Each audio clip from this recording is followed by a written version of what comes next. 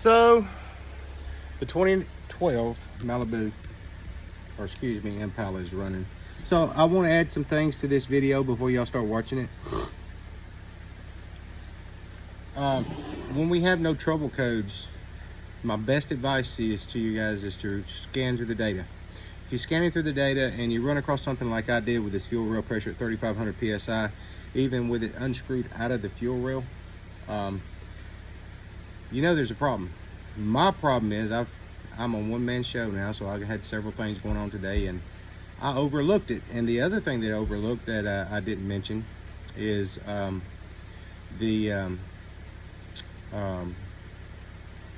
what am I trying to say? The voltage reference for the fuel rail pressure sensor. It was almost at 5 volts.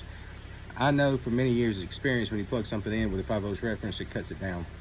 So after the repair, and the other thing is, I believed in the new factory parts that I bought, and that was the other thing I was having a hard time fighting with myself back and forth, is how in the hell can you screw up this? You don't have to watch the video to see what I'm talking about, what is screwed up. You can't make this stuff up.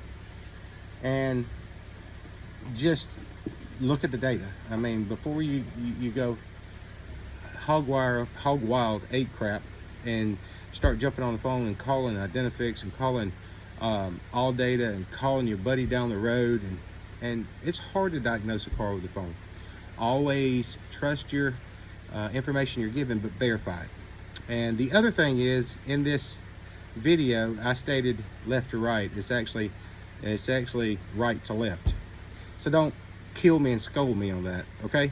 All right, until then, y'all enjoy the video. This one is done for the day, and I still believe in GM parts, Ford parts, but it'll eventually get you. Watch the video.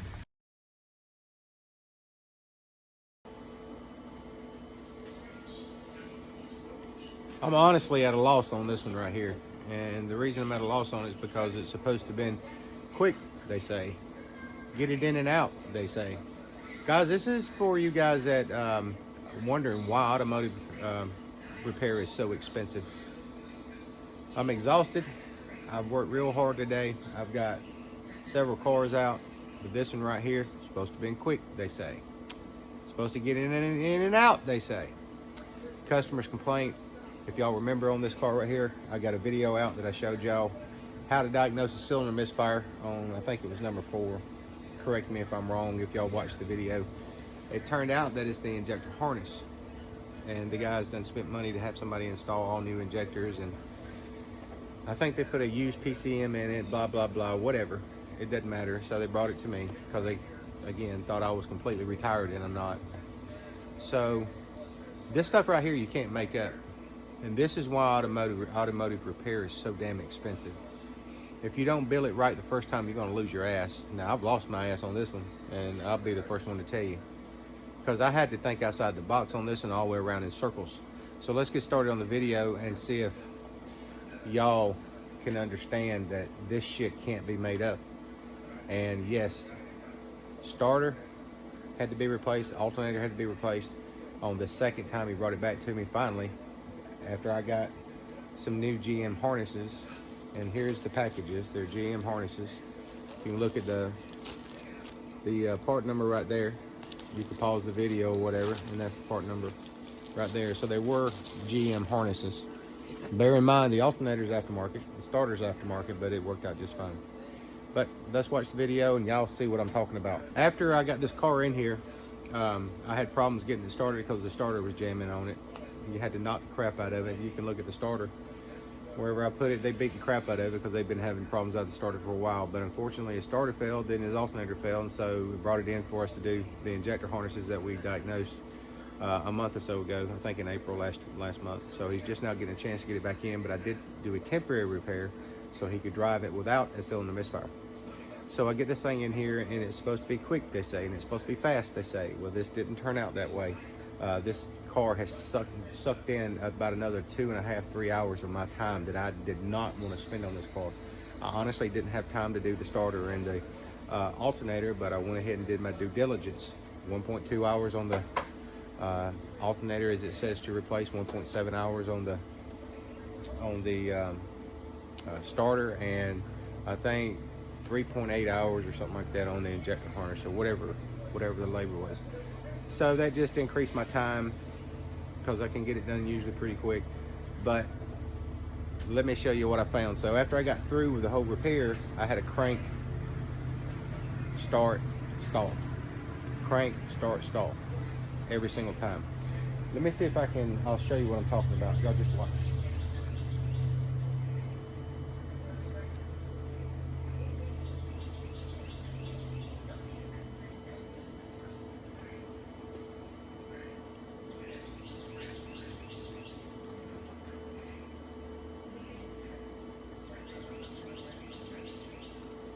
Gotta plug my connectors up. Gotta hook my air box up here.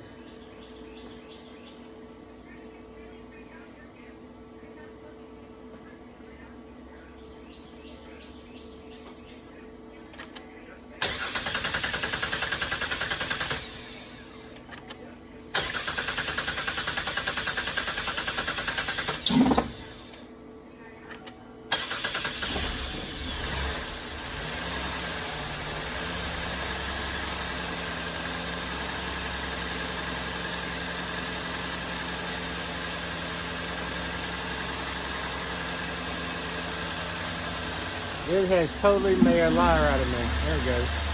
There it goes. Let me show you something.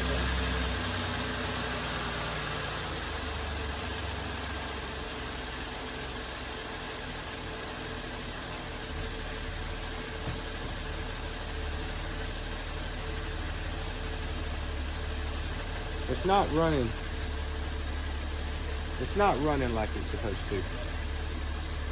I don't know if y'all can see this, but I'm running 3,500 PSI right there on my fuel rail pressure. If I unplug it, it goes to 0. And the only thing that I did was pull the cavity out of it and plug it up. This is only the second time this car's cranked up. The first time it cranked up, when 8 came back, it wouldn't start again. It started stalled. 3,500. And that's on with it running. If I take and I shut this car off and I turn the key on, I'm still at 3,500. I can mash the gas on it right now and it will not move. So y'all check this out. Okay, so I've turned it off. I'm gonna start it back up. See if it'll start.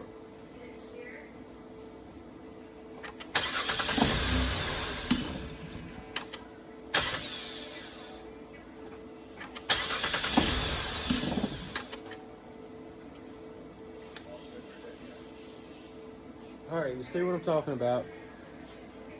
I'm still running 3,544 PSI on the fuel rail. With no fuel pressure on this thing, or even if I take it completely out of the fuel rail, I'm still reading that. If I unplug it, it goes to 0. So I got to thinking about all kinds of things. I got to thinking, well, the only thing that I replaced on here was a harness, so it should run. So I looked up the part numbers. I called my Chevrolet guy and I said, hey, look this VIN up and make sure that I've got the right part numbers here. He said, absolutely. So he looks them up and he calls out the part numbers to me. And I said, well, those are the right ones. And I said, it's just a harness. So I don't know what could be causing it. I don't have a clue. That doesn't make any sense. I've got 0 codes being thrown on this car. You can sit here and crank it for an hour and it start and stall and you still have no trouble codes. Let me show you what I found. This is why I have trust issues with my tools. This is why I have trust issues with wiring diagrams. This is why I have trust issues with any kind of part that I purchase. If you'll see this black dot right here, if I'm looking at this connector, I had to look up the connector view, and I'll show you guys the connector view. All right, the connector view on this thing shows that to be A, and we're going from the left to the right with this connector pointed this way. A, B, C. All right, now hopefully you guys can see this. I hope you can. If you're looking down here at A, it's supposed to be gray. If you're looking down here at B, it's supposed to be yellow. If you're looking at C, it's supposed to be tan. So on this A, we have gray. just like it says. On B, we have yellow. On C, we have tan. So we have this particular layout on this original wiring harness, and I actually cut the damn thing. I couldn't get it out because I had it zip tied in there with another, it's just a repair to get the main going. So, and this is the reason I have more trust issues. So if you are under all data and you go into electrical interactive OE colors, show you what I got. Number one, you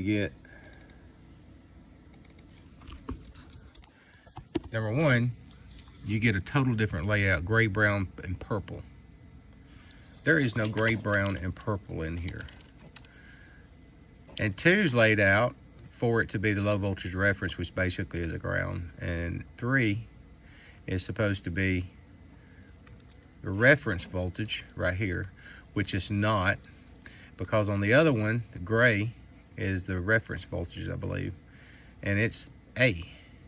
So that's when I decided, okay, we got to go back to the regular electrical factory diagram and pick out the right one, and we'll go back over here and we'll see yellow is the reference signal, the signal reference coming out back in here. Tan is the ground, and then of course yellow is the gray is the 5 volts reference. And this right here, there's only one layout on the fuel injector harness. I checked it, double checked it with these guys right here. For you guys that don't have repairlink.com, talk with your dealer. Y'all can get loaded into it, but this is the layout and the diagram of this one. So these harnesses are different. It had me wondering if I had the fuel rails in the wrong location, which I was almost positive I didn't. This is the left side. This has the fuel rail pressure sensor harness in it. This harness comes out and goes into the main connector. It plugs into the engine harness itself. From the engine harness over into the ECM harness or whatever. However, this is a jumper and this goes into the main harness. That's the way I'll say it. So I made sure that was the way it's supposed to be. And I said, okay, well, something's not right, because I'm reading 3,500 PSI fuel pressure continuously, and it's supposed to be nothing when the key's off, or especially when the fuel's been bled off of it. You can unscrew the damn sensor out of it, have it plugged up, and literally still have 3,500 PSI fuel. Okay, so now we're back over at the car. And remember what I told you. A is gray. There's my black dot right there that I made. And we go from left to right. So A is gray. And this is the harness that I installed. If you look, it's brown. Well, yellow's in the right place in the middle. Yellow's in the right place in the middle here. And this last one is, I guess I could probably call that purple, if they want to call it purple, but it's supposed to be the tan wire for this one. Okay, so the tan wire is supposed to be ground, right? All right, let's see if this tan wire is ground.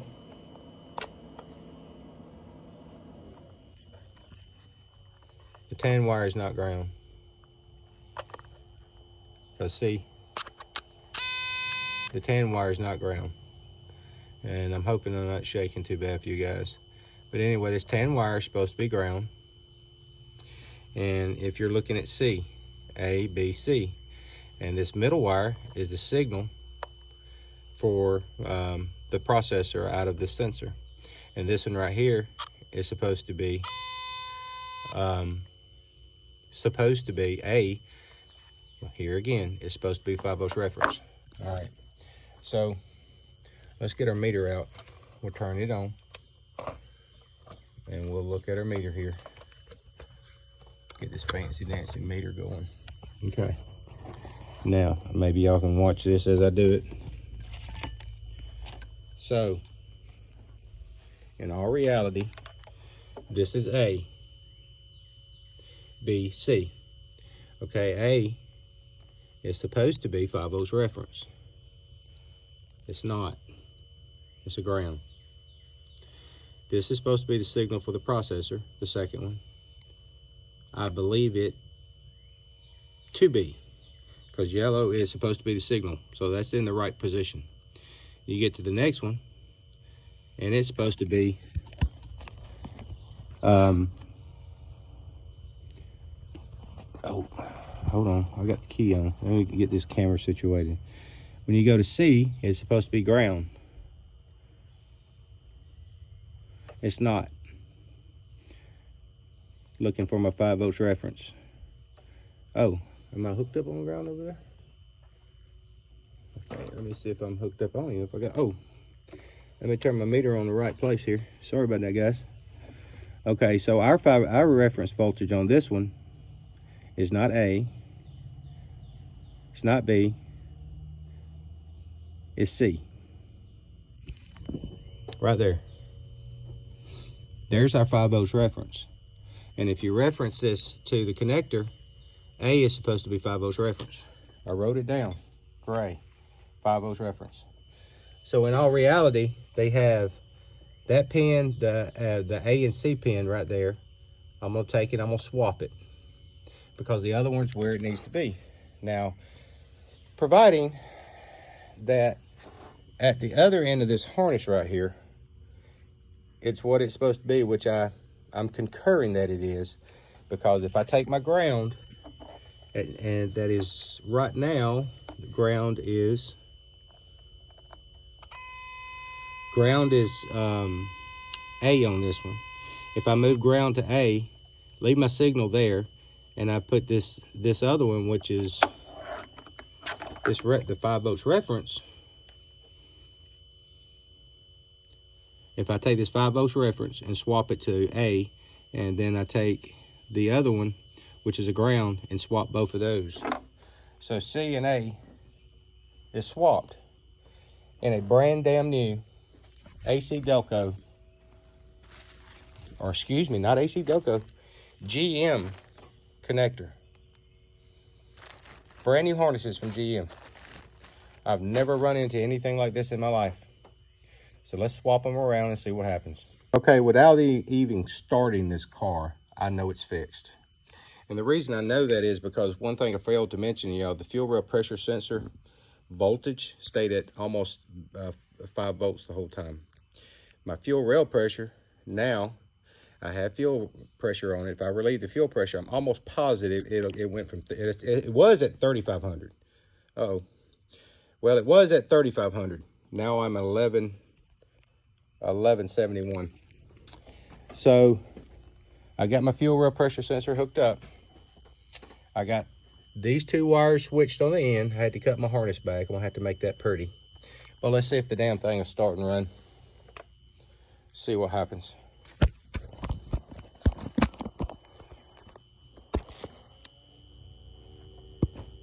I have to plug this up in here. It won't run at all. Well, it might run some. It might default. I don't know. Don't know anymore.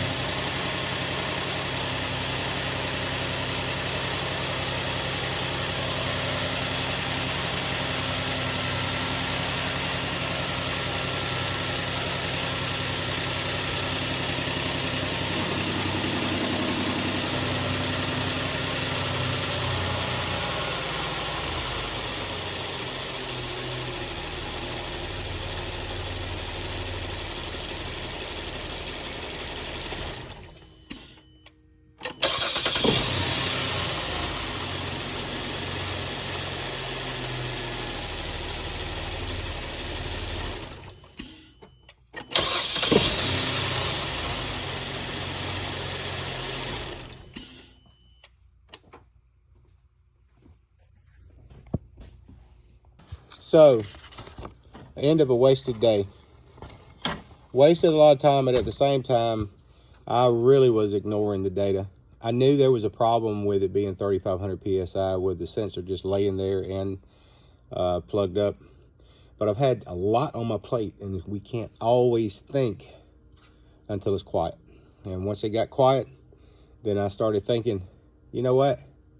It's got to be something wrong with that harness. Well, guys, that's the first for me. These are GM factory harnesses. No crap. Y'all can look the part numbers up right there if you like. I'll be more than happy to shoot you the VIN number if you want, because y'all gonna say, well, you got the wrong harness. I did not get the wrong harness. According to my GM guy, and I had him look them up again today.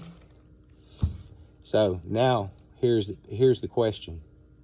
Who pays the bill? Who pays the bill? So what I can do is submit this video and proof that GM does screw up, and all of them screw up. And this is the first time for me ever, and I've installed a lot of harnesses over the years. It was just a simple mistake. But here's the problem. How many more are out there that people are buying and installing and run into this situation? Y'all take care.